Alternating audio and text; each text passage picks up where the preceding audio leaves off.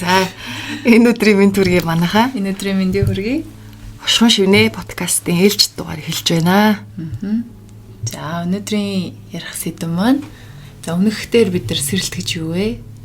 Сэрэлт яагаад болж байгаа вэ гэдэг дээр ярилцсан. За өнөөдөр болохоор сэрэлтийн шинж тэмдгүүд.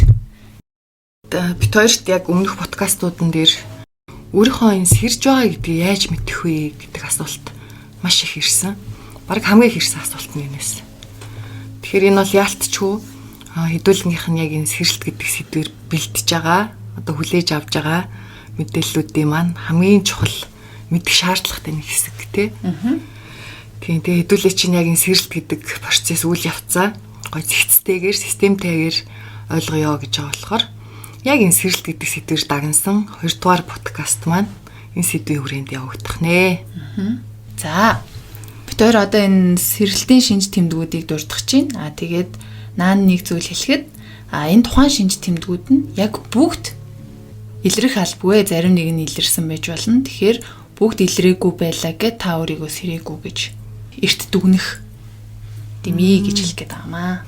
За тэгэхээр бид хоёр өмнөх подкастуудаа, одоогийн энэ подкаст мөн ирээдүйд хийхдээ бүхэл подкастуудаа бэлтгэхдээ энэ мэдээллүүдийг ямар нэгэн номноос уншаагүй, өөр хүний ярианаас сонсчоод тэрийг та бүхэндээ түгээж байгаа тийм хоёр дахь мэдээллийг түгээж байгаа асуудал ерөөсөө биш ээ. Бид хоёр бол яалтчгүй цэвэр өөрсдийн амьдралын туулал туршлага, за мөн дээд ухамсаруудаас авсан тэр source буюу огх мэдээллийг хүргэдэг гэдгийг та нартаа одоо заавал бас мэдэгдмээр байна, сануулмаар байна тий. Түүнээс биш зүгээр нэг номноос уншсан зүйлээ үнэн бодлыг нь өөрсдөө мэдэхгүй байж бид хоёр хизээч түгээдэггүй. За ямар нэгэн яриандаа жишээ ч юм уу тий. Одоо харьцуулан дүгнэлт хийх гэдэг ч юм уу ийм тохиолдолд бид хоёр энэ хоёр дахь мэдээллийг энэ яриатайгаа сүлэлдүүлж ашигладаг юм шүү. Тэрийг та бүхэн маань сайтар ойлгосоо гэж хүсэж байна. Тэгэхээр өнөөдрийн маань подкастт орж байгаа сэдвүүд хүртэл яг бид хоёрын өөрсдийн амьдралын туулал туршлага тий өнгөрсөн хугацаанд бид хоёртай харилцаж байсан, за сургалтанд сууж байсан олон хүмүүсийн амьдралын туулал туршлага дээрээс үндэслэгдсэн цэвэр практикаар одоо гарч ирсэн туулал туршлагын мэдээллүүд гэх юм одоо тий ийм зүйлийг та бүхэнд хүргэж байгаа юм аа. За тэгээд сэрэлтийн шинж тэмдэг яг ямар байгаад эсвэл одоо юу гэдэг зүгээр физикал биен дээр нь илэрж байгаа шинж тэмдэг юм уу гэдгийг бас ялгадаггүй те. Яг сэрэлтийнх юм уу эсвэл өөр зүйл юм уу гэдгийг. Тийм одоо нөгөө сэтгэл готролд би ороод байна уу эсвэл надад сэрэлт явагдаад байна уу гэдгийг мэдэх гэсэн гэж бас хүмүүс маш их холбогддог те. Тийм. За тэгээд манайхан бит хоёр болохоор яг энэ сэрэлтийн шинж тэмдгүүдийг ер нь бол баг дийлэнх хүмүүс тохиолддог хамгийн гол сэдвүүдийг нь өнөөдөр хөндөж ярилцж байгаа. За ер нь бол сэрэлтийн шинж тэмдгүүд маш олон байдаг. Яагаад вэ гэвэл энэ сэрэлт гэдэг үйл явц маань өөрөө комплекс асуудал яваад байгаа. Маш өргөн хүрээний. Тэгэхээр шинж тэмдгүүд нь ч гэсэн дагаад их олон төрөл байдгаас чухалчилж одоо өнөөдрийн сэдвээр ярилцах болно. Тийм. За хамгийн эхлээд сэрэлт эхэлж байгаа хүмүүст илэрдэг шинж тэмдэг бол ижил тоотой цагуудыг ер нь ижил тоонуудыг харж эхэлдэг алдчихв. За тэрэн дундаа 11 гэдэг тоо хамгийн алдартай шүү дээ тий. Тэгээд 11 одоо 22 ч юм уу тий цагуудыг харж эхэлдэг тоонуудыг ижил тоотой машин, ижил тоотой цаг, за ижил тоотой дугаар, ижил тоотой юу гэдэг ерөөсөө л ижил тоонууд. Дээрээс нь бас нэг анзаарснаар гэх юм бол хүн өөрийнхөө нөгөө төрсөн он сартай адилхан цагийг аюух хараад байт юм билээ. Одоо найзын жишээлбэл би 2.17 гэдэг тоог маш их хардаг байсан. Би 2.13-ыг аюух хардаг шүү дээ. Харин тий. Тэр яг юм ижил тоонууд. За тэгээд яг сэрэлт эхэлж байхад болохоор ижил тоотой цаг ямар утгыг илэрхийлдэг юм болоо гэл тий ижил тоотой цаг харах болгондоо ерөөсөө гуглддаг байсан. Тэгээ 11 angel number гэл хайгаал тэгэл ямар утгатай вэ гэд. Тэгээ сүүл рүүгээ одоо тоохо болчдөг те нөө сонирхол татгаа болчих. За гэд. Тэг яг энэ дээрээс үндэслээд юу гэж ойлгосон бэ гэвэл ерөнхийдөө ижил тоотой цаг харж байна гэдэг нь тантай орчлон ертөнцөөс харилцахыг одоо хүсэж байна, хичээж байна. За мөн та яг ингээд өөрийнхөө явах ёстой замаар болох ёстой зүйл болж тохиолдож байгаа шүү гэдгийг ертөнцөөс одоо биднэрт өгж байгаа тийм дохой байдаг юм байна л та ерөнхий утгаараа. Бас нэг ингээл зүгээр тоог бид нар яг хармаар байгаа болохоор харж байгаа гэж бас тайлбарлаж болно те. Одоо юу гэдэг өөрөө ингэж яг 11-11-ийг тохируулж харлаач гэдэг юм уу те мэдгүй. Бас тухайн үед харж байхдаа хүний тархин дотор угаасаа тийм үүсгэлүүд бас явдаг гэх юм уу? За би зүгээр л ингээл энэ бол тохиолдол бах та ч юм уу те. Тийм зүгээр хараад таарчлаа та. Тийм. Тэгэд яг сүулт ингээ бодоод тахнаа энэ тохиолдол биш байдаг юм бэ лээ. Гэх юм уу? Тэг энэ яг юу гэсэн үг вэ гэвэл дээр нөгөө Батаманаас хэлжсэн шүү дээ тий. Энэ ширээ бол гэрэл. Одоо бидний амьдарч байгаа бүх юм бол яг үндэ гэрэл. Тэгэнгүүт би бас бодохдоо энэ бүх зүйл тоо гэж бас боддог байхгүй одоо код ч юм уу тий. Тэгэхээр бүх юм тоо гэдэг ойлголт. Найз нэг нөгөө тоохоор харж исэн гэдгсэн шүү дээ тий. Тий. Тэг яг хоо энэ донд нөгөө сонирхуулахад би яг нэг юм одоо сүнсний энэ хөгжлийнхөө явцад нэг юм ертөнцид очиж исэн. Оюун санаа сүнсэрэг гэдэг ч юм уу. Тэгээ яг тэр ертөнцид байх хугацаанд хэд хоногийн хугацаанд нөгөө яг Matrix кинон дээр бүх зүйл нөгөө код тоо байдсан шүү дээ босоо чиглэлийн. Яг тэгж харагдчихсэн. 4 6 7 тий 3 6 9 2 1 5 гэдэг ч юм уу. Гэт тоонууд өөрөө тавьсан юм шиг. Тэгээ яг тэрийг харчаад эн чин тэгвэл ертөнцийг нөгөө кодчлал тий бид нар ийм нөгөө симуляц дотор амьдардаг гэж үнэн юм биш тий ойлгоод. Тэгээ найз нь бас тэр үед яг Пифагор гээд агуу математикч геометр ч юм одоо баг тий орчин үеийн геометр математикийн шинжлэх ухааны эцгүүдийн нэг гэж явдсан шүү дээ. Тэгээд Пито гэдгийг тэр хүн анх нийсэн байдаг шүү дээ 314 гээд. Тэгээ Пифагор өөрөө бас тухайн үедээ маш гайхамшигтай философч хүн байсан. Тэгээ ертөнцийг тодорхойлтно гэсэн чинь орчлон ертөнц бол тоо юм аа гэдэг. Тэ. Тэгэхээр тэгвэл энэ Пифагор гэдэг хүн чинь ухамсар сүнсний маш өндөр хэмжээстэд хүрээд тэгээд бүх зүйлийн код гэдгийг ойлгоод энэ тоонуудыг нээсэн юм биш үү? Энэ томьёонуудыг одоо үүсгэсэн гэхээс илүү зүгээр яг ойлгож буулгасан хүн тий өв болгож чадсан хүн юм байна гэдгийг мэдэрчээсэн яг. Тэгэхээр яг ертөнц бол бас тоогоор мат гэдэг чинь өөр агуу шинжлэх ухаан тий бүх шинжлэх ухааны хаана математик. Тэгэхээр нөгөө ертөнцийг тоонд болгосон хэлбэрлэл гэж ойлгож байна шүү дээ тий. Тэгэхээр тоо бол бас тодорхой хэмжээнд ямар нэг утгыг илэрхийлдэг байх нэ гэж хэлэх гээд байгаа юм. За хоёр дахь шинж тэмдэг маань за бид нар нөгөө бүх зүйлд асуулт тавьж эхэлдэг. Буюу яагаад гэдэг асуултууд ингээд цаанаасаа толгой дотор ундарч гарч ирээд байдаг. Ер нь бол цаад утгаараа болохоор утга учирын ирэлт гардаг гэдэг санаа. Одоо миний итгэж байгаа зүйл маань ер нь яагаад би энд итгэдیں۔ Хүн яагаад байдیں۔ Би яагаад төрсөн. Би юу их гэж төрсөн. Ер нь бид нар яагаад энэ дэлхий дээр байгаад байгаа юм? Бид нар хаанаас ирсэн гэл ингээд бүр юм яагаад нь дуусгайлцдаг яг нэг юм хөөгчиг те хөөгт нэг яагаад гэж асуудаг шүү дээ те. Яг нэг тийм төлөвт орчдөг. Буцаад бидний нөгөө орчлон ертөнцийг таних сониуч мөн чанар маань сэргэж эхэлдэг те. Тэгэхээр эн чинь ерөөсөө л амьдралын оршихуйн одоо утга учирын ирэлт гарч эхэлж шүү дээ. Яаж гэдэг чинь болохоор зүй тогтлыг олох асуулт. Яагаад гэдэг нь болохоор утга учирыг олох асуулт юм шиг.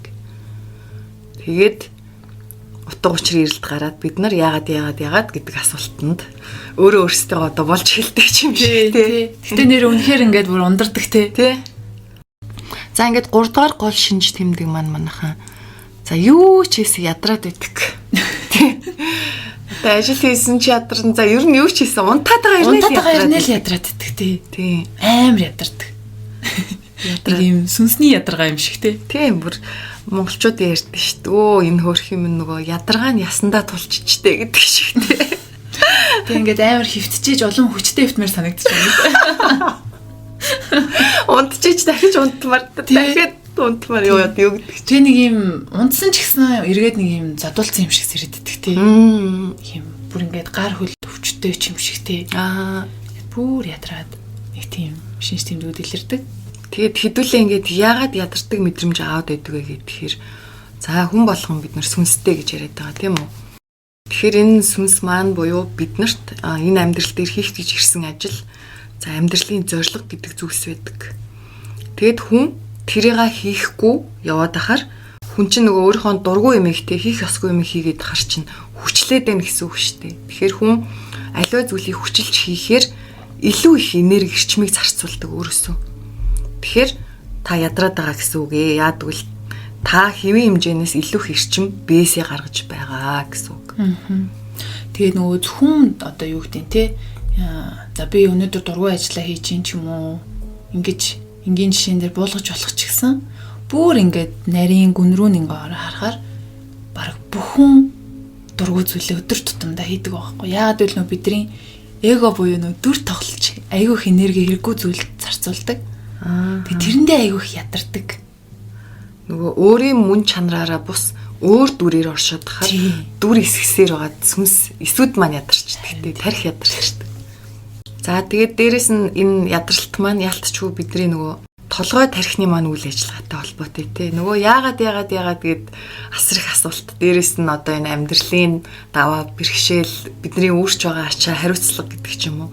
Нөгөө хитээцсэн их бодлоод хүн бодоод ирэхээр угаасаа тархи чөлөө зайгүй ажиллаж байгаа болохоор энэ нь биендээ бусад эсүүдтэй нөлөөлнө шүү дээ тий. Тодорхой. Тий.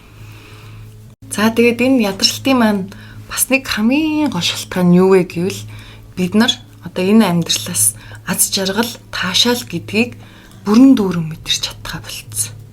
Дандаа юм дотоод. Тэгээд хүн өөрөө тэр аз жаргалын эрчим, тэр баясал цэнгэлийг мэдэрч явахдаа тэр энерги, хүний биеэс гарч байгаа соронзон долгион гэдэг зүйл нь өөрөө маш одоо хүчтэй, тий өндөр хэмжээ, өндөр одоо давтамжийн энергиуд биеэс гадагшилдаг. Тэгэхээр нөгөө амьдралаас аз жаргал утга учир хүн өөрөө мэдхээ ячаар нөгөө аз жаргалын гормон дааврууд нь ялгархгүй байгаа дахаар нөгөө стресс бусад амьдралын нөгөө хариуцлага ачааг үүрж байгаа тэр хэцүү бэрхийг мэдэрч байгаа гормоноо давахгүй байгаа дээ шүү дээ. Стрессийн гормон нь илүү байгаа аз жаргалын гормон нь бага байгаа учраас хүн ингээ ядраад идэх цаанаас. Тэгэд бид нар угаасаа нөгөө өөрсдийнхөө дуртай зүйлийг хийгээд те яг амьдралынхаа утга учир мөн чанарыг олоод ирэхээр зүгээр байнгын нэг юм жаргалтай болчихдээ штэ. За энэ нь бол бүр тогтмол гэсэн үг биш л дээ. Гэхдээ бидний амьдарч байгаа цаг хугацааны ихэнх нь аз жаргалтай, амар амгалан сэтгэл зүйн төлөвт оршдог ийм болчтой юм байна л та.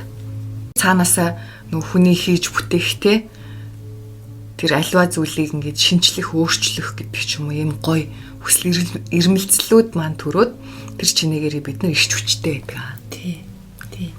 Тэгээ нөгөө бэрхшээлийг хичээл гэж хардаг болчдөг. Өөрийнхөө контролдож чадахгүй, удирдах чадахгүй байгаа зүйлсд ач холбогдлохоо болж эхэлдэг юм. Амьдралын жамыг тий хүлээн зөвшөөрөх тий.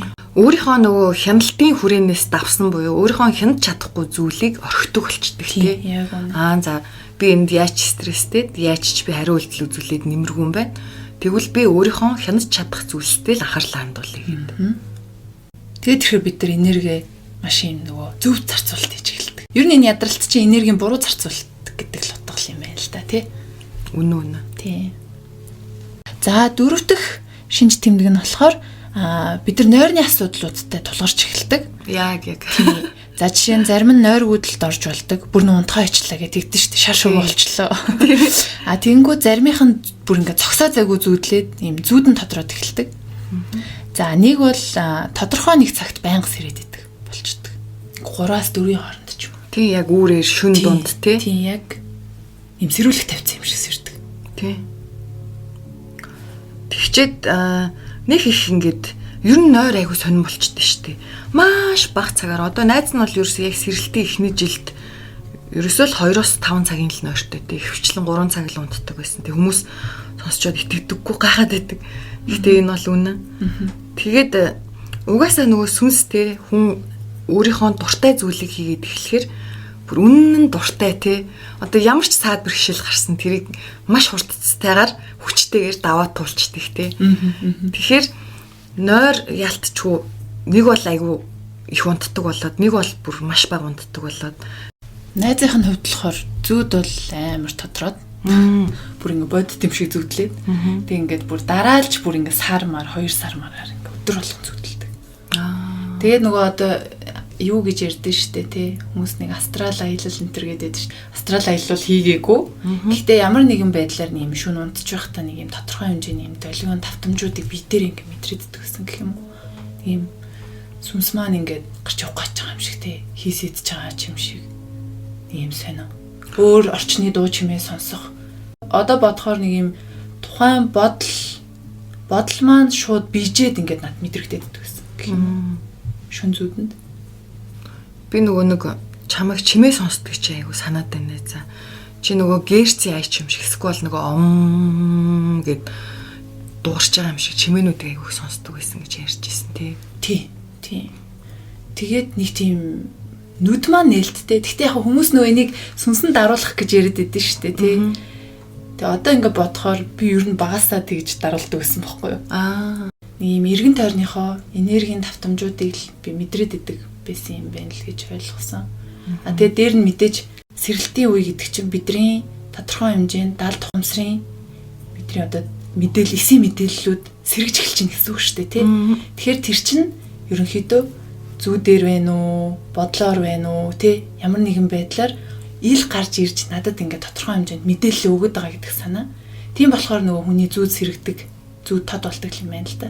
Тэгэхээр би тэрийгэ тодорхой бүр ингээд бодтойгоор биен дээрээ хүртэл мэдрээд байна гэдэг санаа. Юм байна гэж ойлгосон.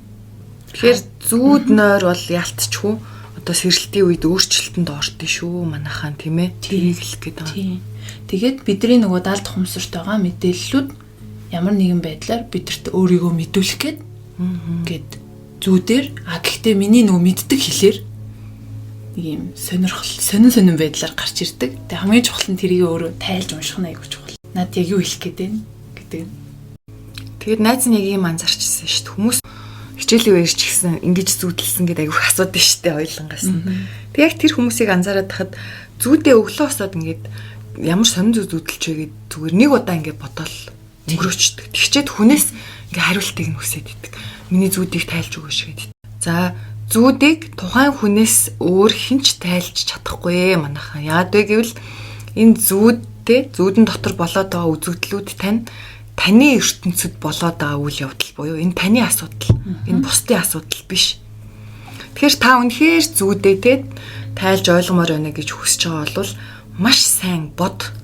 Эндээ цаг гарга гэсэн үг. Тэгээ ийм учиртай юм болов гэд олон өнцгөөс яг хүн зүүдээ тайлах гээд хичээгээд хаар яг нэг юм так гэд нэг онц тайлагдж байгаа юм шиг байна гэдэг мэдрэмж зурсыг орж ирдэг тий. Та хэд маань зүүдээ битгий нэг хүнээс асууж агаарэ. За энэ бол бас өвөг дээдсүүдээс тань ч юм өгч байгаа юм нууцын зэрэгэлтэй мэдээлэл байж болдог. Зөвхөн одоо танд хамааралтай тийм үү? Тэгэхээр энэ мэдээллийг танихгүй хүмүүст хамаагүй дэлгээд байж болохгүй. За ядчил та айгуу гой зүүдлээд тэгээд нэг жоохон амьдралыг онцгой өнгөөс хардаг тийм хүн ярих юм бол нөгөө хүн чинь ингээд жоохон онцгойгээр тэр таны зүүдийг таамаглаад тайлаа хэлчих юм бол та тэр зүүдийг яг тэр одоо онцгой байдлаар хүлээж авахар ингээд хувраад идэх тий. Зүүдийг яаж тайлна? Ерөөсөө яг л тэгж бодит амьдрал дээр бийждэг юм байна л та. Ер нь бол бидний одоо даалт ухамсараас буюу энэ одоо ертөнцөөс өвөг дээдсээс маань ирж байгаа тэр мэдээлэл байгаа шүү дээ тий. Тэр чи яг охиороо ирж байгаа шүү дээ. Яг ийм шүү гэд ингээд ирж яхад тэрийг өөрийнхөө зүн бэлэг мэдрэмжээр тайлбарлахгүй өөр нэг хүний юм энергийн одоо юу гэдэг тий. Гадны нэг юм нөлөөлөл оруулаад ирэхээр миний одоо итгэл үнэмшил, миний одоо явах зураглал замд тодорхой хэмжээнд саад бэрхшээл болох магадaltaй. Тий. Яг тэр ох мэдээлэл чинь гоё юм тунгалаг ус шиг мэдээлэл ирж штэ. Тэгэхээр тэрийг өөр хүний үзэл бодлоор ингээ булангартуулаад яах вэ тий шүү дээ. За 5 дахь шинж тэмдэг. За сэтгэл гутрал, сэтгэл хоосрол, за бид нар депрессдчлээ гэдэг те. Ийм ямар нэг юм дутуу мэдрэмжтэй. Тийм, burnout болчлоо гэж бас ярьдаг. Тийм. Тэгээд ийм юм билээ штэ манайхан. Одоо яг өнөөдрийн нийгэмд энэ Монголд ч биш дэлхийд аяарл гарч байгаа асуудал гэж боддог. Ажлын байран дээр ажилтнууд burnout болох байдал маш их болчлоо гэж яриад байгаа шүү дээ хүний нөөцийнхэн тий. Гэтэл боддоо ер нь бол хүн дуртай зүйлээ хийж байхад ямар ч саад бэрхшээл бол хүнийг burnout болгож чаддгүй юм бэл. Яг Тэ харин ч саад бишэл гараад ирэхээр би энийг яаж хийж байгаа даваад энийг суралцаад энийг нэг юм ашигтай байдал руу яаж хувирах вэ гэдэг улам толгой ажиллаад улам сэргээд идэв шигдэг. Тэгмээд ажлын байран дээр яагаад ийм их burnout болоод байгаа юм бэ гэхээр аргагүй шүү дээ. Хүмүүс яг үүндээ дургүй ажиллая гэдэг байгаа учраас. Тэ. Энэ бол хатуу үнэн тэ. Одоо хэдүүлээ үнэтэйгээ нүүр тулахгүй бол хизээч засч чадахгүй шүү дээ. Эсвэл юм таагүй хүмүүстэйгээ хамт байна ч юм уу тий. Тэ. Ямар нэгэн байдлаар сүнс чинь дургуулхад байна гэдгийг л илэрхийлээд байгаа. Таны дотор хүн эсэргүүцээд байна. Нэгсэндээ одоо ингээд үгүй би ийшээ явна ингээд нөгөөт нь ийшээ явна гэдэг ингээд хоорондоо нэг юм олт таталцаад байгаа юм шиг зөрчилдөөд. Тэгэл нөгөө нэг өвтгөө. За тэгээд энэ сэтгэл гутрал болохоор яг яаж ерөнхий төлөвүүдээр илэрдэг вэ гэвэл хамгийн түрүүнд амьдрал утга учиргүй санагддаг. Юу ч утга учиргүй. Таны одоо хийдэг ажил те таны байгаа орчин, таныг хүрээлж байгаа хүмүүс гэдэг ч юм уу. Таны сэтгэлийг дүүргэх зүйл байхгүй мэт санагддаг. Дандаа юм нэг дутуугийн мэдрэмжтэй те. Одоо амьдралаас авах баяр цэнгэл таашаал 100% байлаа гэж үзэхэд 60% тай ч юм уу 50% тай л яваад идэх. Тэрнээс хэтрэхгүй. Тэгэл өөрөөсөө арга цагаал хэцүү байгаа мэдрэмжээ дарахын тулд шоуд нь ууж идэн те нөгөө донтолт гэдэг зүйлүүд үүсэж эхэлж штэ. Тэгэл бет тавиал амар хэлбэр аргаар хөдөлмөрлөхгүйгээр мөнгө олох гол мөрөгтэй тоглоом. За тэгэл мансууруулах бодис гэдэг ч юм уу те. Тэр хоосноо дүүрэх гээл яваад байгаа юм байна л та хүмүүрөө. Тэгээ тэр нэг хэсэг хугацаанд нэг арга цаачнаа тий нэг гал унтрах маягтай. Тэгэл дараагийн удаа дахиад нөгөө мэдрэмж яг баг илүү хүчтэй болоо гараад ирдэг тий. Тий. Ингээл улам нөгөө энэ тэр дуу хоолой чангараал. Тэгээ зарим нь үнэхээр нэрээ одоо тэрийг дийлэхгүй амиа орлох гэдэг үйл явц руу шилждэг. Тийм бүр эцсийг нь тулгаад эсвэл би хаана өвдөх ч юм уу те. Ажил дээр л айгүй хийлэрдэг санагддээ штэ. Тэ найз одоо сургалтын үеэр ч байна уу, хойлонд нь ирж байгаа хүмүүсийн тусламж хүссэн захидал асуултууд ч байна уу. Одоо хийж байгаа ажлаа ерөөсөө хиймээргүй санагдаад байна. Ажил руу явах гэхээр л уур хүрээл бачимдаал ингэж байгаа л тэгэл гэртээ ирэхээр л нэг юм тайвшраад гэдэг ч юм уу те. Тэр нөгөө Jim Carrey гэж жүжигчин байдаг штэ те. Тэр хүн чинь бас сэрцэн. Тий. Тэгээд ингээд сэрцэн хүн. Тэг өөрөө айгу шооч. Тэг ингээд хүмүүсийг ингээд өгөөдөөд юм сэрэг байгааг нь ингээд хилээд идэг тийм янз янзын бичлэгүүд ингээд яваад идэг байхгүй юу. Тэг тэр хүн нөгөө depression буюу тий бүр яг энэ сэтгэлийн одоо энэ сэтгэл готрол гэж юу юм бэ гэдгсэн. Би энэ дүрд баймааргүй байна гэдэг бол depression юм аа гэж тэр хүн хэлсэн. Хэлчихсэн. Ямар гоё тодорхойлоо тий. Би энэ дүрд баймааргүй байна гэд нөгөө өөрийгөө буюу бас тодорхой хэмжээнд тэр чи үзий ядсан байхгүй. Энэ дүрээ үзий ядаад нэгсэндээ би энэ маскыг тайлж хаяхгүй бол би одоо яг үхлээ гэдэг мессеж гэж ойлгож байна. Тэгээд бас эргэн тойрны нөгөө хүрээлж байгаа хүмүүс маань тэр аз жаргал мэдрүүлэхээ болчдөг тий. Одоо найз нөхд гэдэг ч юм уу, ээлдэг байсан пракц, найзуудын групп гэдэг ч юм уу. Нөгөө ярьж байгаа зүйл нь юм хов жив тэгэл нэг ингээд нэг өнөө маргаашаа яа гэсэн нэг юм тулах тойрсон жижиг ярианууд яриад байгаа юм шиг санагдаад. Яг үнэ. Энерги бүр ингээд нийлхээ те өнгө ижилсхээ болчдөг шүү дээ. Цаанаасаа сэн болчдөг те. Тий. Би энд юу хийгээд байгаа юм бол гэж бодох тий. Эсвэл би өөр болцсон уу, эдэр өөр болцсон уу ч юм уу. Нэг юм аль зүйлсийг нэг юм тод харж эхлээд ч байгаа юм шиг. Аливаа юмд нөгөө асуулт тавьд эхэлж байгаа шүү дээ тий. Тэгэхээр нөгөө асуулт тавьж гинэ гэдэг чинь миний бас буруу хийж магадгүй юм байна. Миний итгэжсэн зүйл бас худлаа хийж магадгүй юм байна. Гэт хүн эргэлзээд эхлэхлээр аливаа ямиг нөгөө жаж хийхэ болчдөг гэх юм уу. Одоо нөгөө шүүмжлэлтэй хандхаа болчдөг. Тэгээд ирэхээр найзуудтайгаа ч юм уу эргэн тойрныхонтойгоо шууд яриа нийлхэ болж эхэлдэг байгаад.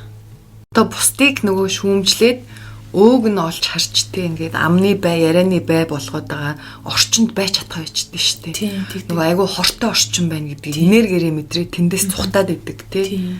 Жирэхэд тэрний оронд гоо яагаад гэдгийг ярилцах юм бол тэндээс бид нар хөгжих гээд байгаа учраас тэнд ингээ нэг юм майндсеттэй бодол агаар нийлэхгүй тийм мэдрэмжтэй болчдөг. За тэгээ энэ нь зөвхөн нөгөө нэг юм найз нөхөд биш, гэр бүл биш бүр ингээд нийгмийг ингэж харж эхэлж ингэж хүрээн томордог. Бүр одоо ярьдэн штэ те матриксыг нэгсэндээ маш цэвэр тодор ингээ харж мэдэрч эхэлдэг тийм. Тийм. Тийш үү. Найз нь болохоор бүр би чинь Facebook руу тий Facebook-д хамаг цагаа өнгөрөөдөг байсан шүү дээ. Яг сэрэлт эхлэхээс өмнө. Тэгээ сэрэлт эхлээд тэр жил гарангийн хугацаанд би Facebook-ыг баг тоото хэдэл шалгадаг болсон. Тийшээ орохоор маш их хэрүүл ийм хар бохор ирчмүүд байгаа шууд мэдрэгдээд за ерөөсөө нэг минутаас илүү Facebook цаг өнгөрөхөө болчихж байгаа байхгүй. Цаанаасаа ингээд за энд бол ямар ч хүнд хэрэгцээтэй мэдээлэл алах тий. Тэгэхээр эндээс би өөрөө холдуулъя гэдэг ингээд зөнгөөрөө Facebook хүртэл орохоо болчихсон шүү дээ. Найз нь нэг тэгчихсэн. Гинт бид нар ямар хэрэггүй юмар тий хэрэггүй хоолоор, хэрэггүй бодлоор, хэрэггүй хүмүүсээр одоо юу ч хэдин тий хэрэггүй энергиэр яг ингээ өөрсдөө ингээд булаад ингээд хогийн савнд үрээд тэгээ тэр нь бүр тэндээ ингээ удаад ялцраад үнэр ороод тэгсэн юм шиг санагддаг байсан. Гэтэ тэгээд илүү ингээ гүнзгий ухаад ирэхээр тэгээд бодлоос өөр болдог. Ямар ч л байсан хүмүүсийг харж эхэлнэ, нийгмийг харж эхэлнэ. Бид нар яг юунд нэг ижил итгэл үнэмшлүүдэд тэ тодорхой итгэл үнэмшлүүдэд уягдсан яваад байгаа юм байна гэдгийг айгүй тодор харж эхэлдэг. За ингээд 6 дугаар шинж тэмдэг буюу ганцаардлаа гэдэг сэдв рүү хэдүүлээ орох гэж байна. За ерөөсөө сэрэлт эхлэх үед 2 төрлийн ганцаардал тохиолддог юм байна. За нэгдүгээр төрлийн ганцаардал нь болохоор таны амьдралд цэвэрлэгээ явагддаг. Амьдралын цэвэрлэгээ тий. Энэ нь бүр ингээд цаанаасаа таны найзалдаг байсан найзууд холдно, магадгүй бүр гэр бүлийн салалт хүртэл гардаг штеп. Эхнэр нөхрөөд салдаг. За тэгэл ингээд эцэгтэй амьдардаг байсан хүмүүс маань байр түрээслээд ч хамаагүй би ингээд тустаагаар яа гэдэг. Таныг өөрийгөө олоход шаардлагатай өөртөө танилцах, харилцах орон зайг одоо ертөнцөөс бэлддэг гэсэн үг тий. Тэр хүмүүсээс холдуулаад энэ мэдээж тэгэхээр нөгөө бас гадны нөлөө жоохон ороод нь штэ. А хоёрдугаар ганцаардал нь болохоор та өөрийн хүсэл дээр ганцаардлыг сонгодог. Өөрийгөө нөгөө татаад эхэлдэг штэ тий. Тий. Бүр нөгөө хобби хүртэл. Тий. Гэр бүл, найз нөхөд, ажил, хобби, сонирхдаг байсан зүйл хүртэл одоо юу гэдэг юм утгагүй болоод тэгээ нөгөө маш их бодлын юунд орж байгаа шүү дээ. Тэр нөгөө яагаад гэдэг янз янзын асуултуудаа асуусан. Тэгээд яагаад одоо юу гэдэг миний энерги бодолч гэдэг юм уу бусдад таархаа болчихоо гэд тэр бүх зүйлийн учрыг олохын тулд өөрт тэр орон зай, цаг хугацаа гэдэг зүйл хэрэгтэй болж эхэлдэг. За тэгэхээр ганцаардлыг та хэд маань тий та өөрөө хүсээд одоо ганцаараа байхыг сонгож байна. Эсвэл амьдрал угаасаа л таныг ганцаараа байх нөхцөл байдал руу оруулж байна гэдэг юм байх нь шүү дээ. Ийм хоёр төрөл. За тэгээ ер нь бол бид нар ганцаараа байхыг яг энэ нэг хүн те жишээлбэл одоо бүртлэгэн ч юм уу, бүжин ч юм уу ингээд тусдаа байхыг бид нар ганцаардал гэж ойлгоод идэв шүү дээ. Тэгсэн чинь энийг нөгөө дуучин таандар айгуу гоё нэг ярилцлага дээр хэлжсэн. Ганцаардал гэдэг нь ганцаараа байхыг ерөөсөө хэлдэггүй юм байна. Энэ бол хүмүүсийн дунд байгаа хэрнээ ганцаараа байгаа юм шиг мэдрэмж авахыг л хүн ганцаардал гэдэг юм байна гэд бас их гоё үнцэг гаргаж ирсэн байсан. Тэгэхээр бид нар нөгөө насан туршдаа та гэдэг бие хүн ч юм уу те хувь хүн ганцаараа байхыг л ганцаардал гэж хэлээд байна гэж бодсон чинь бид нар чи хизээч ганцаараа байдаггүй юм байна гэдгээ ойлгох тэр хэсэг цаг хугацааг ганцаардал гэж нэрлээд байгаа ч юм шиг. За найзхын хувьд бол яг одоо ингэж ойлгодог болоод байна өө. Чиний хувьд тэгэхээр ганцаардлыг юу гэж одоо ойлгож байна найз? Найз нь яг нөгөө тэр хиний хэлдгээр тандар гэсэн тий. Яг тэрийг яг нөгөө ээж нас барсны дараа яг ойлгочихсон байхгүй. Өмнө нь би ч өөрөөсөө ганцаардна гэж гурилдаг байсан юм биш гэж бодсон заяо. Ингээд ганцаардлын юм шинэ левел ингээд нэгдэж байгаа байхгүй юу. Тэгээ яг хүмүүс дунд ингээд байсан ч гэсэн ганцаардадсан байхгүй. Тэгээ нэг хүнтэй хамт байх гэхээр цаанаасаа тэр нэг ганцаардл гэдэг зүйлийг хуваалцах чадахгүй. Энийг нөгөө зөвхөн би өөртөө л бэж даван туулах юм байна гэдгээ айгуу сайн ойлгосон гэх юм уу. Өөртөө тухтай байх тэр цаг хугацаа бий болох гэдэг. Өөрийнхөө бодлуудтай хамт суух, өөрийнхөө мэдрэмжүүдтэй хамт суух. Өөрийнхөө хайрлахгүй байгаа хэсгүүдийг хайрлах, хүлээн зөвшөөрөхгүй байгаа хэсгүүдтэй нүур тулах. Тэгснээрээ өөртөөгөө хамгийн тухтай байж чадах тэр хүртэл тэр ганцаардл үргэлжлэх юм шиг байна.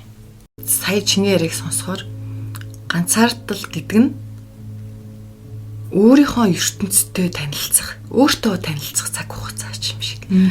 Харин тийм. Өөрийн ертөнцид жинхэнэ утгаараа оршин тогтнож эхлэх тий. Тэнд баг байшингаа барих, гэрээ засах тий. Тэндээ хаан тулсаа байгуулах. Тэндээ маш тав тухайг олох. Хүртэл хэсэгтээ яах вэ мэдээж хэцүү санагдана.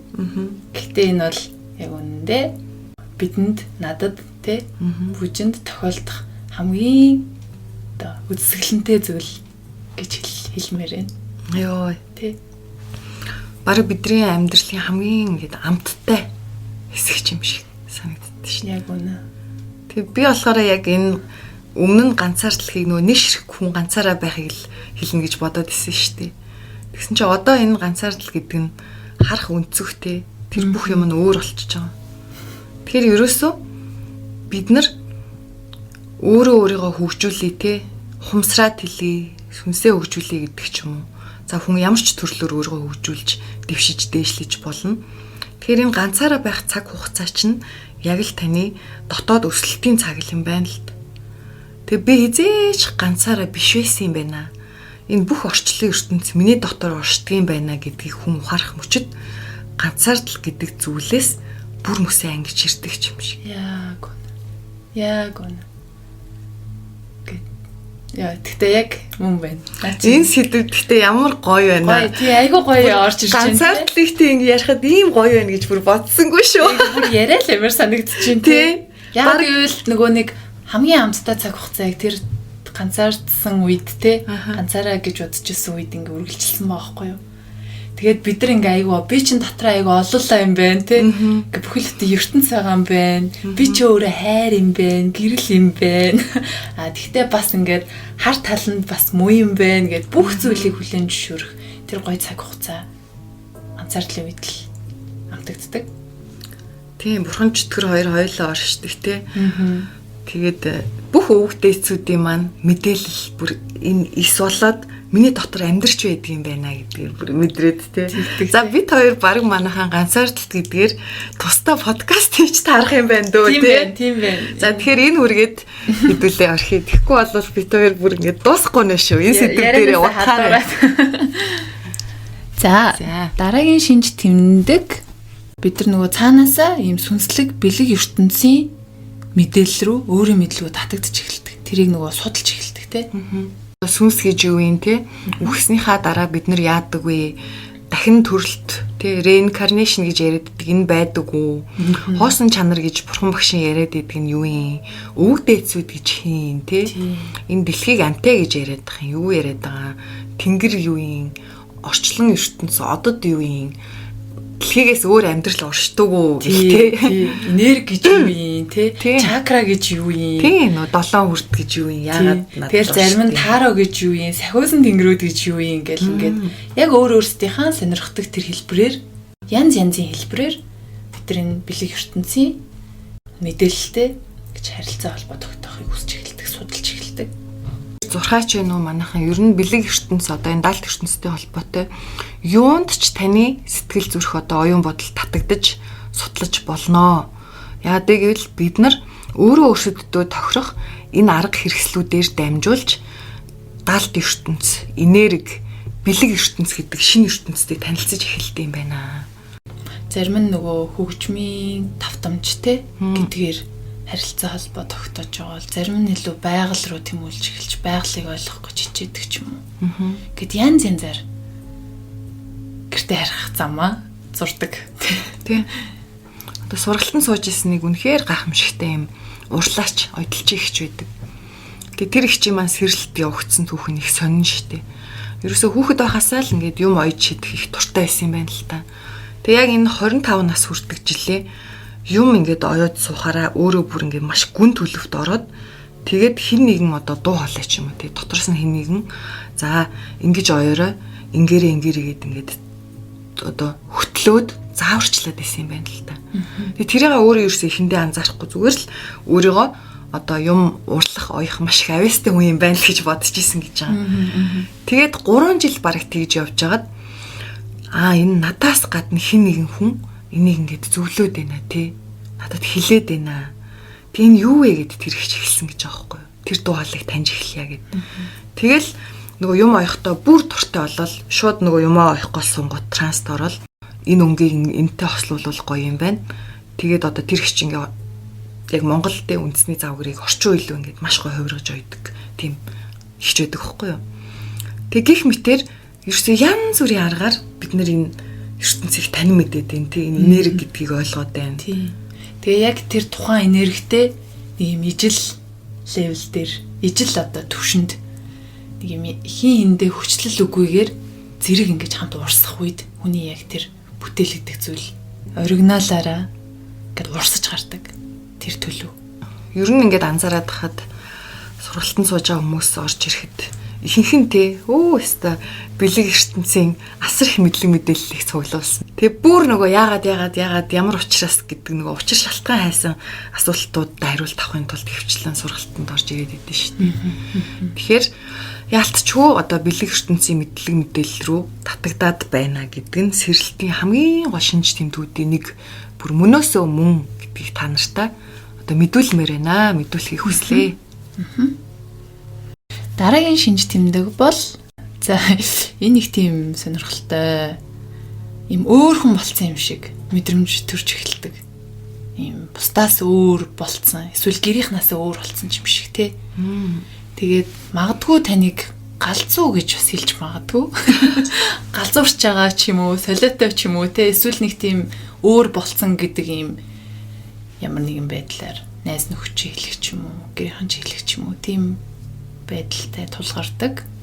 Тийм. Энэ нөгөө яагаад вэ гэхээр дэлхий дээр амьдарч байгаа хүмүүс маань масаараа нийтлэг ихтгэл үнэмшилтэй, ижил амьдралын хэв маягтай, ижил одоо мэдээлэл дунд энэ тархины даалт ухамсар, ил ухамсарууд гэдэг ч юм уу зүйл нь өөрсдөө бичигдсэн. Тэгэхээр нөгөө өөрөөсөө өөр байгаа хүнийг хараад хүн ингээ гайхдаг юм байна л та. Энэ яагаад ингэж байна гэд нэг ёсондоо гадуурхдаг гэсэн үг мухагаар хэлэхэд. Яг үнэ. Тэгэхээр та нөгөө тэр хүмүүсийн сонирхгүй байгаа зүйлийг та сонирхоод тэр хүмүүсийн ойлгохгүй байгаа зүйлийг ойлгоод тэр хүмүүсийн харахгүй байгаа өнцгөр хараад эхлэхээр нөгөө хүмүүс маань цочролт ордог яг үнэндээ. Энэ яач вэ? Энэ нэг л өөр байгаад байна та. Энэ өөр ээж болохгүй дээ. Энэ ийм бид нартай адилхан байх ёстой доо гэд. Тэгээд нөгөө өөрөөсөө өөр байгаа хүнийг элдвэр одоо доромжлох, гутаах тий. За ямар нэгэн хортой сэтгэл агуулаагүй ч гэсэн хөрхий цаанаасаа л тий. Үгүй чи зүгээр үү? Чи ойрд нэг сонирн байгаад байна дээ тий. Яасан гэгэрх гэж байгаа юм уу? Юу болоод байгаа юм чам тий? Бөө болох гэж байгаа юм уу? Ламбан болох гэдэг юм шүү дээ. Тий. Сүс мүс хардаг болоо чи чинь бүр цоорч байгаа юм биш үү энэ гэл. Бас нэг нөө бэлэн зүрээр гэхээр л нэг юм шуудтай нэг юм бөөмөө гэл ороод ирдэг. Шууд нөгөө сүнстэй хий битнүүд бодоол тий. Яг л нөгөө бөөлан болох гэж байгаа юм уу гэдэг юм. Энд чинь бол ердөө нөгөө бидний тий ухамсарын тэр тэлэлт хийгдээд байгаа л процесс. Багаар тэлэлт хийгдээд бид нар юмыг маш олон өнцгөр харж чаддаг.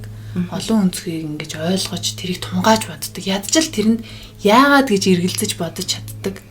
Болж байгаа учраас тухайн хүмүүсийн ойлгохгүй хэлээр яриад байгаа юм шиг санагдчих эхэлдэг.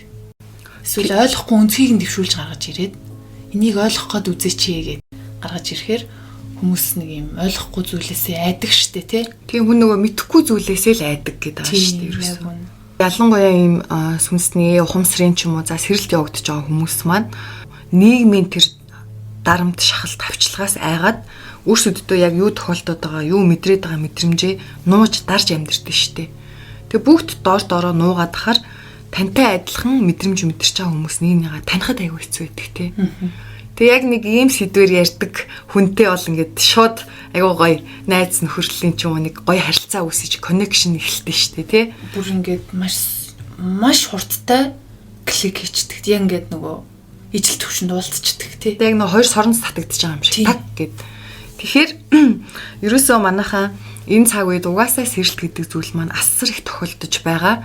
За одоо бол яг хүн амын нийт масстай харьцуулбал арай бага хувь байгаа учраас хүмүүс ингээд нууж чадаад байна те. Гэхдээ энэ ерөөсөө л одоо 5 жилийн дараа гэхэд нуух ямар ч боломжгүй болно. Энэ сэрэлт гэдэг зүйл ингээд бүр нийтээр давлгаална. Тэгээ тэр үед те одоо хин нэг галзуу солиотой гэж ч юм уу дуудаад ойлгохгүй байгаа хүмүүс маань өөрсдөд нь ийм зүйл тохиолдоод ирэхэд угаасаа бууж өгдөм бэлээ те. За өстой уучлаарай те. Буруугаар бодож явжээ өөрийг чинь гэдэг. Тий яг үнэ. Тэгдэм билээ. Тэгэхээр одоо сэрэлт явагдаж байгаа хүмүүс маань та нартай хэлэхэд те та бол огт галзуу биш ээ. Таны сэтгэхгүй сэтгэл зүй бүх зүйл хэвэн байгаа гэдэгт өөртөө бүрэн дүр итгээрэй. Зүгээр л та бусдын харахгүй байгаа өнцгөр харж бусдын ойлгохгүй байгаа зүйлийг ойлгож те бусад хүмүүс бүгд гадагшаа харж амьдарч штэ. За тэгвэл та дотгошоо харж эхэлсэн байна буюу өөртөөгөө харилцаа үүсгэж эхлэж байна. За бүр айгүй энгийнээр бид нар тархиа арай илүү ажиллаж сурч байна л гэсэн. Тий. Люси гэдэг кинон дэр гардаг шүү дээ. Тархин 25%, 30% гэл. Тий. Тэгээ нөгөө идэхгүй байгаа эсүүдэл хэдүүлээ, идэвхжүүлээд ажиллагаанд оруулаад байгаа гэсэн үг. Тий. За дараагийн шинж тэмдэг бол бидэрт ийм амьдралд ийм хүн цохилтууд орж ирдэг. Жишээ нь одоо хэмжээний гарц, тий одоо үнэтэй цайтай юм алдах. Эсвэл ойр дотныхоо хүнийг алдах, эсвэл өөрөө өвдөх, ойр дотны хүн өвдөгч гэдэг юм уу тий. Ийм хүнд хэлбэрийн нэлийн хүнд цохилтууд орж ирдэг. За хамгийн хүнд хэцүү нөх юм бол үхэл хагцал тий ийм зүйл тохиолддог шүү дээ. Яг хамгийн их хайрладаг тэр дотны хүн маань өөд болоход хүмүүс одоо маш хүнд тийм сэтгэл зүйн цохилт аваад шоконд ороод тэгээд тэр унтаа үнийг яг нэг ингээд алгатахар чи амар хүчтэй сэрнэ шүү дээ тий унтж байгаа үнийг тэр шиг л юм болдог юм шиг байгаа. Тэгэхээр хүн нөгөө ойр дотны үнийг алдчихаар нэг юм бодож эхэлдэг тий хүүе хүн ингээл хүчтэй юм биш тий амьдрал ингээл дуусчт юм биш тий тэгвэл би ингээд үхэхэд бэлэн үү тий би одоо яг юу хийж амьдраад байгаа юм бэ би ямар ч харамсалгүйгээр гомдолгүйгээр үхэхэд бэлэн үү үхэл бол хүчин залуу ялгадаггүй юм биш тий гэд нөгөө орчлын ертөнцийн амьд бодгалын мөнх бус гэдэг чанарыг одоо ухаарч эхэлдэг. Тэгээ хүн чинь ерөөсөө мөнх бус гэдгээ ойлгочхоор биднэрт оногдсон цаг хугацаа хязгаартай юм байна гэдгийг ухаарчхаар одоо сэрэлт бүр маш хүчтэй хурдан явагддаг шүү дээ. Ямар нэг одоо хагцал юм да тий юм үүрдих биш гэдэг. За тэгээд бид нар одоо гаднаас ямар нэг юм хүнд цохилтуудыг авахаар одоо миний өнөөдрийн хүртэл итгэж явж исэн итгэл үнэмшлүүд бүгд асуултын тэмдэг болж эхэлдэг. Юу үнэ, юу худлаа юм? Миний яг өнөөдрийн хүртэл итгэж байсан итгэл үнэмшлүүд би өөрийгөө гэж бодож явсан би тий энэ худлаа юм байна гэдэг үнцгийг хардаг. За тэгээд түн тэндээсээ нөгөө яагаад гэдэг асуултууд ундарч гарч ирээд за ингээ бүх зүйл ингээд миний урд ингээ нуруу унж байгаа. Тэр үйл явдал тохиолддгоо. Тэгэхээр бид нар нөгөө энэ нөгөө тухайн үедээ маш шаналлалтай хэцүү боловч энэ бидрийг хайрцагнаас маань л гаргаж байгаа буюу өөр шинэ ертөнц байдаг юм аа. Чи зөвхөн хайрцагт байна гэдгийг мэдүүлж байгаа л юм үйл явдал гэх юм уу? Итгэл үнэмшил гэдэг зүйл маань илүү өргөн хүрээтэй болж эхэлдэг гэсэн. Одоо нөгөө тэгж ярьдэн штэ тий хүн болгон толгой дотроо ямар нэг кино тоглуулсан явж байгаа тий зарим нь маш аз жаргалтай кинон дотор явж идэг зарим нь маш гоног готролтой кинонд явж идэг ч юм уу тий гэд янз янзын юм бодлол бидний тэр амьдралыг бодит болгож ингэж харуулад байгаа штэ тий яаж харж байгаасаа хамаарж байгаа тэгэхээр тэр нөгөө нэг киноныхны кадрын солигдчихээн гэсэн тий кинон дотор яваад дим байна бодол дундаа төрцөн бодол нь бичсэн дүнийгээл хараа яваад дим байна гэдгийг айгуу сайн ойлгодог тий ер нь оршихуй ертөнц амьдрал өөрөө маш инэрэнгүй тэгээд өвөөмөр юм зүй тогтолтой систем юм байна л та. Гэтэл хүмүүс яадаг вэ гэхээр амьдралыг одоо зовлон дүүрэнтэй маш амьдрал хатуу шүү гэдэг ч юм уу ярьдэн шүү дээ. Тэгж бодож явдаг дийлэнх нь.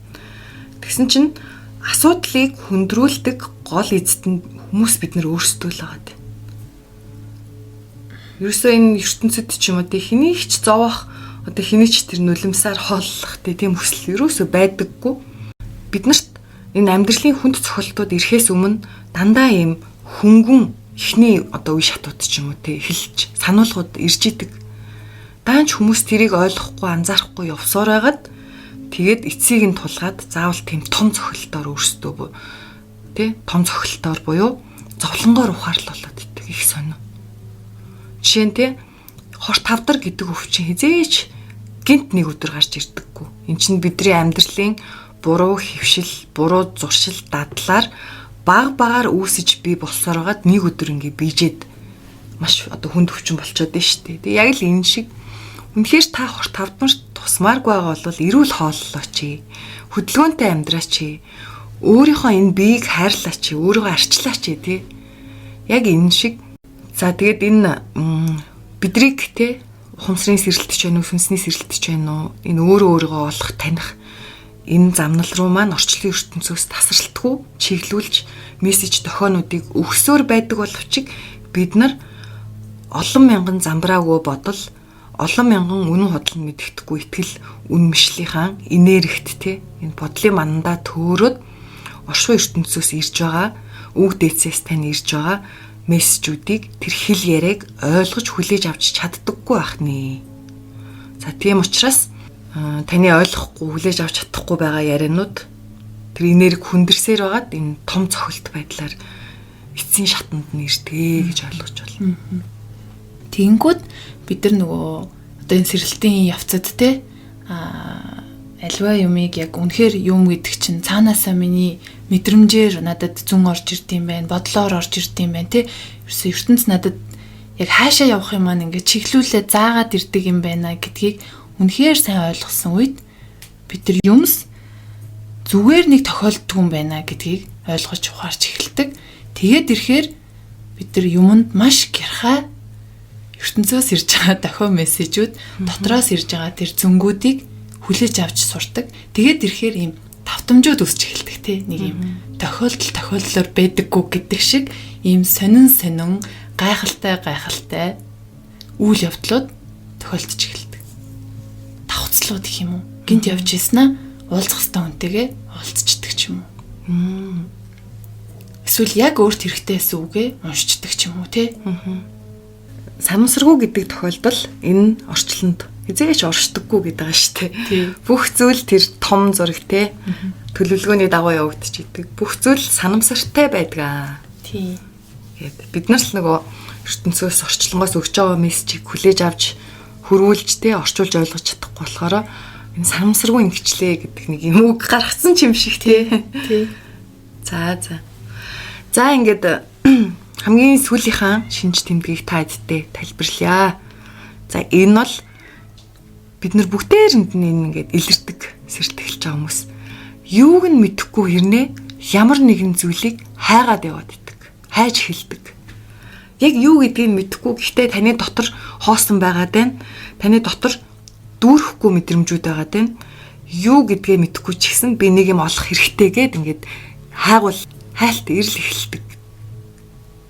Үүний учир шалтгааныг яг ингээд одоо сэрэлтийн процесс дунд өөрөө явж байгаа хүн энэ өнцгөрөө тайлбарлах юм бол бид нар за нэг биш нэжгээд олон зүйлийг хайгаад яваад байт юм байна.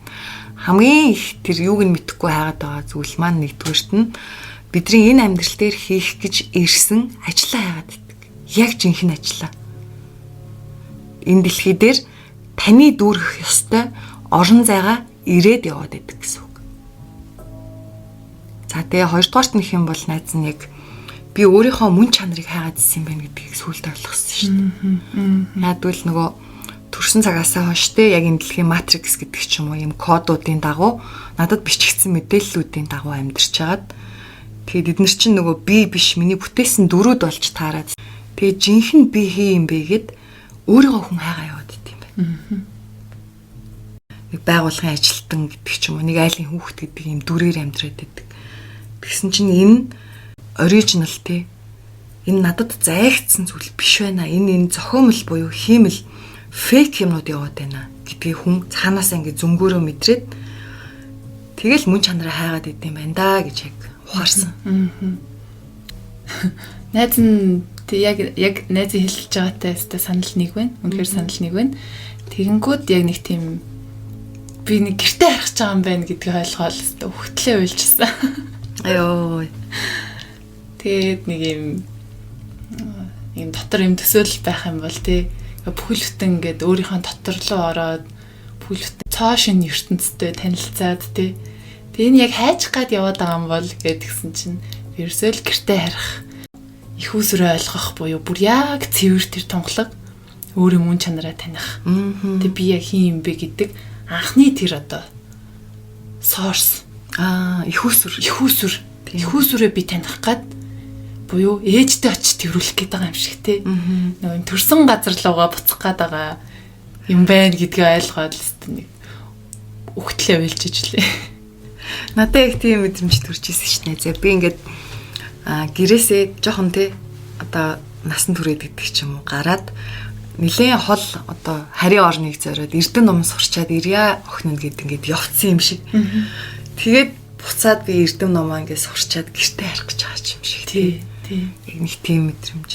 Тэгээ бодсон чинь одоо юу гэдэг те бусад бүх зүйл бол зүгээр л миний аялын л нэг хэсэг те юм байна.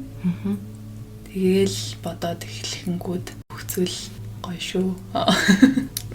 За тэгээд ямар ч байсан ийм сэрэлтийн шинж тэмдгүүдийг одоо бид хоёр өөрсдийнхөө тууллаар те тохиолдсон зүйлээ ярьлаа. За тэгээд та бүхэн маань бас өөр шинж тэмдэг байвал комент хэсэгт бас бусдаа хуваалцаарай. Тий. Ерөнхийд нь сая ярьсан энэ дээрх шинж тэмдгүүд маань бид хоёрт болон бид хоёртой ингээд харилцдаг тэр маш олон хүмүүс эдгтэй өнгөрсөн хугацаанд сургалтанд сууж исэн хүмүүс. Тэгэхээр энэ олон хүмүүсийн нийтлэг шинж тэмдгийг ажиглаж анзаарч судалсныхаа үндсэн дээр эдгээр шинж тэмдгүүд илэрдэм байна гэдэг мэдээллийг та бүхэндээ хүргэж байгаамаа. Тэгээд мэдээч хэрэг бүх шинж тэмдгүүд нь биш тийм үү? Гэхдээ гол шинж тэмдгүүд нь энэ подкастт маань багтсан гэдэгт итгэж байна. За ингээ өнөөдрийн дугаар маань энэ түрээд өндөрлөж байна. За манай подкастын ураа та засварвал ертөнц засарна. Та өөрчлөгдвөл ертөнц өөрчлөгдөнө. За дараагийн дугаар хүртэл баяртай.